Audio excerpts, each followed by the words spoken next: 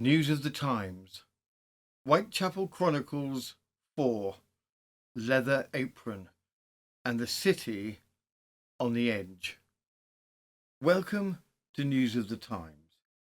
As London reeled from the horror of Annie Chapman's murder, the fear gripping Whitechapel needed a name, and the press gave it one: Leather Apron. In the days following Chapman's mutilated body being discovered in the backyard of Hanbury Street, the panic in the East End escalated to hysteria. A manhunt was launched, and suspicion fell upon a familiar figure in the neighbourhood, John Pizer, a boot finisher known to local women and dubbed Leather Apron by the tabloids. His arrest seemed to promise answers, but it only deepened the mystery. This episode in our Whitechapel Chronicles series traces the fevered week that followed, drawing exclusively from the 1888 newspaper reports. We follow the press-fueled arrest of Pizer, his failed identification, and eventual release. Meanwhile, new discoveries like a bloody escape trail in a nearby yard pointed towards possibilities the police had missed. The investigation floundered between the missteps and mounting public outrage. As arrests were made in Whitechapel and even as far as Gravesend, each turned out to be a false lead. Witness testimonies conflicted, evidence evaporated, and the killer remained at large. And all the while, the newspapers shifted tone, beginning to question not just who had killed, but what kind of society allowed such horror to thrive. Editorials thundered with angry over slum conditions and poverty and neglect. Whitechapel, they said, wasn't just the backdrop, it was part of the crime itself. With echoes of fear reaching as far as Gravesend, where a similarly gruesome murder took place, it became clear that the terror of Whitechapel was no longer confined by geography. This is the story of a city chasing shadows. And in today's end of episode further particulars segment, also from 1888, we take a look at a lighter aspect of life in 1888 with the story of frog swallowing. Yes, a story on frog swallowing. We don't think this story actually needs any further introduction, although we would recommend our listeners to be cautious about listening to this whilst having your breakfast. If this sounds like the faint chime of a broken clock at the very hour it should not chime, and if you're the sort of delights in mysteries, long shadows, and curious tales whispered in candlelight, do consider giving this a like, a subscribe, or sharing it with a friend, or that wonderfully odd auntie who insists on gifting you soap every Christmas. It baffles the mighty algorithm, who resides, some say, in a dark tower of tangled code and caffeine dreams, stirred only by your clicks, your shares, and your strange, delightful taste. And now, let us begin the descent into horror and wickedness. Background. As the sun rose over the soot-stained rooftops of Whitechapel on the morning of September the 8th, 1888, London woke to another act of unspeakable violence. Just days after the funeral of Mary Ann Nichols, another woman had been found murdered. Her name was Annie Chapman. In this episode of Whitechapel Wednesdays, we follow the real-time reaction from the newspapers of the time. These reports, written in the confused and breathless tone of a city in crisis, reveal the panic that swept through the East End. We track Annie's final movements, the discovery of her mutilated body, and the swelling chorus of fear and speculation that followed. Stepping into the backyards and alleyways of Spitalfields, one could feel the fear that grew with every footstep. A second murder. The shock sets in. From the London Daily News, the 10th of September 1888, another murder in Whitechapel, shocking mutilations of the victim. Just as the community was beginning to grieve the loss of Polly Nichols, news broke of a second, even more grotesque killing. This time, the victim had been discovered in the backyard of 29 Hanbury Street, only minutes from the scene of the last crime. Crowds quickly gathered. Women wept. Children pointed. One woman remarked, "He may be one of the mob listening to the speechifying about it." That sentiment captured the fear. The killer could be anywhere. He might even be standing next to you. The butchered woman was soon identified as Annie Chapman, sometimes called Annie Civvy, a known face in the lodging houses of Whitechapel. She was a widow, a mother, and known locally for making antimacassars or selling small items on the street. She had hoped to go hop picking, she said, if only she could get a pair of boots from her sister. That journey would never come. A tragic history. Annie had lived a difficult life. Once married to a veterinary surgeon who had supported her with 10 shillings a week, she had fallen on hard times after his death. Her days were spent between hospitals and lodging houses, occasionally with a man known as Jack Civvy. Despite the degradation of her circumstances, friends remembered her as a quiet, inoffensive creature not given to drink. She had 2 children, a daughter with a circus in France and a crippled boy in a charity school near Windsor. The picture of Annie painted by those who knew her is of a woman who, despite everything, maintained a kind of demeanour and determination to survive. In the fog of Whitechapel, Annie walked with dreams of better days, ones that would never come. The night of the murder. On Friday, September the 7th, Annie returned to her lodging house on Dorset Street. She was seen eating baked potatoes and asked for a bed, but lacked the money to pay. She was heard saying, "Keep my bed for me, I shan't be long." It was just before 2 a.m. She was not seen alive again. By 5:55 a.m., John Davis, a resident of 29 Hanbury Street, opened the door to the yard and discovered her body in a muddy corner near the back fence. Her head was nearly severed. Her abdomen was mutilated beyond description.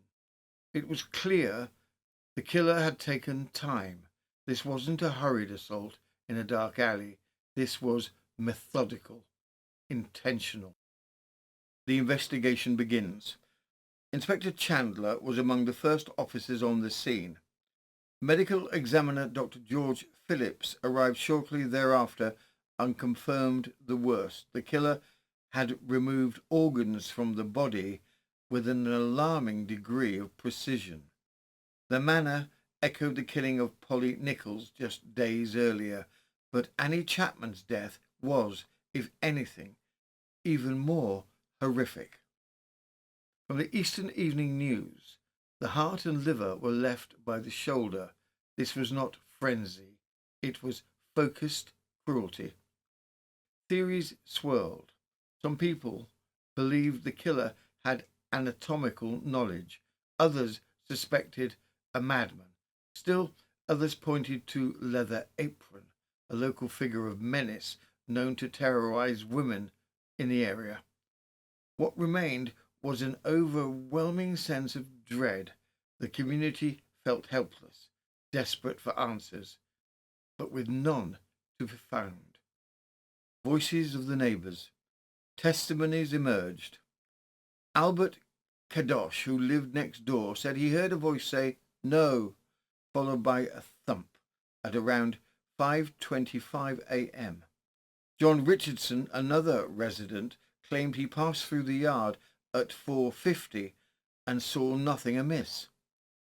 No one saw the killer. No one heard a scream. That was perhaps the most chilling detail of all. Annie Chapman had been murdered just steps away from sleeping families in near silence, and in that silence, a city shuddered. Insanity, ritual, or calculated crime? Some doctors, including Dr. Phillips, believed this killer was suffering from some form of monomania. Others disagreed. From the London Daily News, the very fact of a person being taken by lunacy out of the range of the motives, the fears, and the agitations which would beset a sane mind would give the calm audacity which has hitherto baffled all attempts to solve these frightful riddles. Whether the work of a madman or a coldly deliberate killer, the impact was the same. Whitechapel was frozen in fear. Debates over the killer's mental state filled the papers. Some believed he was a failed medical student. Others whispered darker tales of a killer performing twisted rituals in the dark. A disturbing souvenir. There was a further horror. Annie was known to wear 3 rings. They were missing, not of value, cheap brass, by her own admission, but meaningful. It was believed they had been ripped from her fingers post-mortem. Perhaps a trophy, or perhaps, as police feared, the killer would attempt to pawn them.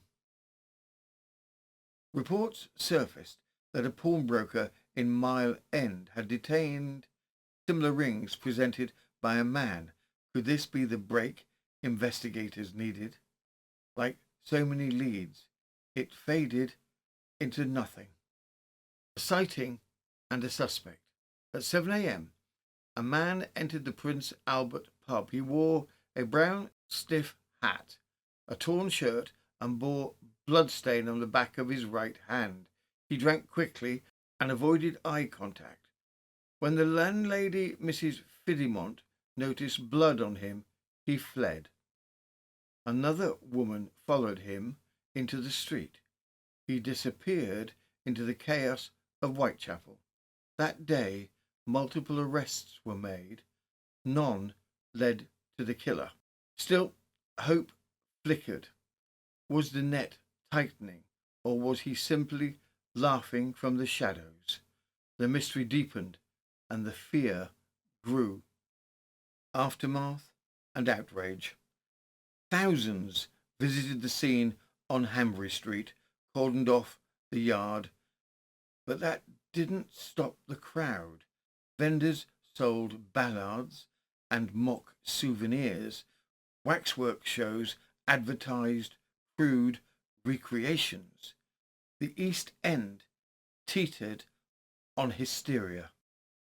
From the London Daily News, lines on the terrible tragedy were sung in the street, while the divisional surgeon reported that he and his assistant were kept up all night tending victims of assaults sparked by the sheer tension of the case. Whitechapel was on fire, not with flames, but with fear. Annie Chapman lived quietly and died horrifically. Her killer had worked with calm efficiency in a yard just feet from sleeping families. The murderer was not only gruesome, he was public, intimate, and brazen. Whether driven by madness or malevolence, the murderer was sending a message, and London was listening. But the streets would not go quiet. Detail. As the blood dried in Hanbury Street and fear tightened its grip around the East End, Whitechapel turned its gaze towards a suspect, Leather Apron. With mounting pressure, police arrested a man believed to be the mysterious Leather Apron. But was he truly the killer, or just a scapegoat caught in a storm of panic? As the horror grew, so did the social commentary. The press began asking not only who the murderer was, but also what kind of society allowed such crimes to flourish in the first place. The arrest of Leather Apron, from the St. James Gazette, 10th of September 1888.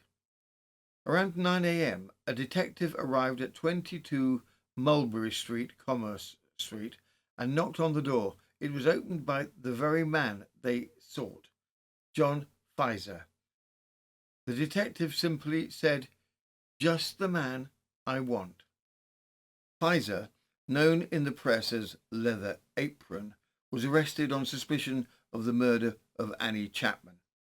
His family denied the nickname. He was a boot finisher by trade, not a killer. Pizer had been recovering from illness and claimed to have been at home the night of the murder. His stepmother and sister-in-law vouched for his presence. Still, he was taken to Leman Street Police Station, where a crowd had gathered. Rumours flew, but officials gave no comment. Scotland Yard admitted that they had him, but also admitted they had no charge.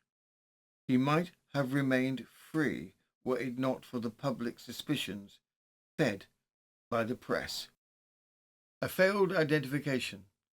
From the Pall Mall Gazette, the 12th of September 1888, Pizer was brought before a lineup. A witness named Emmanuel Violina claimed to have seen a man threatening a woman on Hanbury Street. He identified Pizer, but his credibility soon collapsed under cross-examination. The police released Pizer without charge. Meanwhile, a new discovery rocked investigators. A trail of blood. In the yard of 25 Hanbury Street, a young girl noticed strange stains. Police examined the scene. Blood led from the original murder site into the next garden.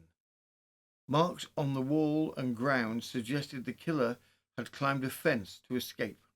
A smear on a wall may have come from a blood-soaked coat. Crumpled paper saturated with blood was found, possibly used to wipe the murderer's hands. The escape route had been under the police's noses the entire time. Suspicions in Gravesend. A man named William Henry Piggott was arrested at the Pope's Head pub in Gravesend. He had blood on his shirt and wounds on his hands. Piggott claimed a woman in Whitechapel had bitten him and that he had struck her in anger. His inconsistent story raised alarms. He had left behind a parcel containing 2 shirts and stockings, one bloodied, the other torn. Piggott was taken in, but the publican's wife, who claimed to have seen Leather Apron, said it wasn't him. Piggott was ultimately declared unwell, his mind unhinged. Another false lead. The press and the people speak out. From the Morning Post, not half enough is being done for the wretched. As the murders multiplied, so too did the public's anger, not just at the killer, but at the state of society itself. A powerful editorial lamented the living conditions in Whitechapel, streets packed with lodging houses, families living in single rooms, a moral abyss where decency had no foothold. Loose women have as free to run in these abodes as rabbits in a warren, it said. Poverty in its direst form haunts these dwellings. Morality is pestilential. It was not just a hunt for a killer, but a reckoning with what the city had become. Chasing shadows. More suspects were questioned, more streets watched. From the penny illustrated paper, the 15th of September 1888, Pigott had once been a prosperous publican, now reduced in circumstance and behaviour. He wanted the streets ranting.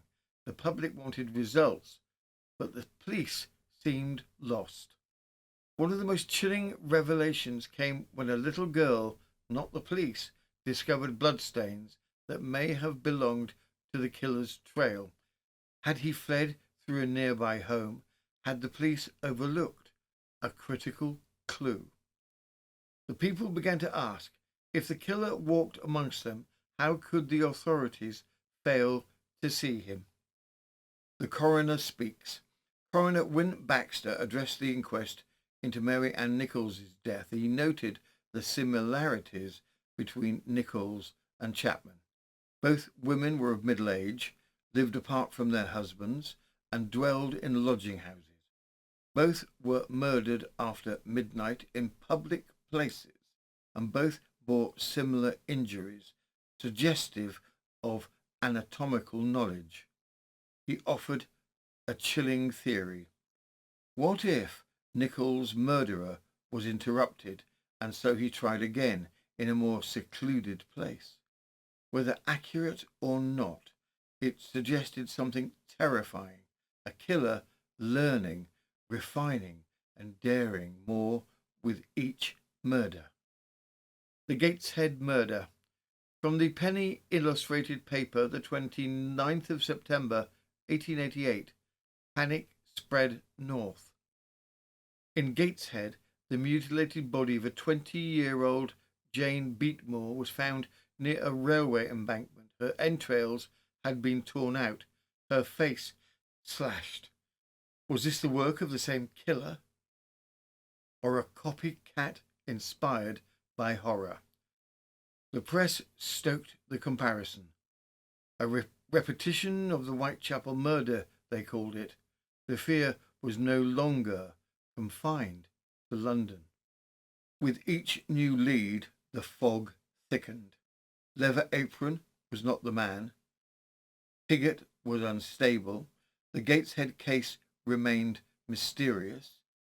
The press began questioning not just the identity of the killer, but the condition of the country itself.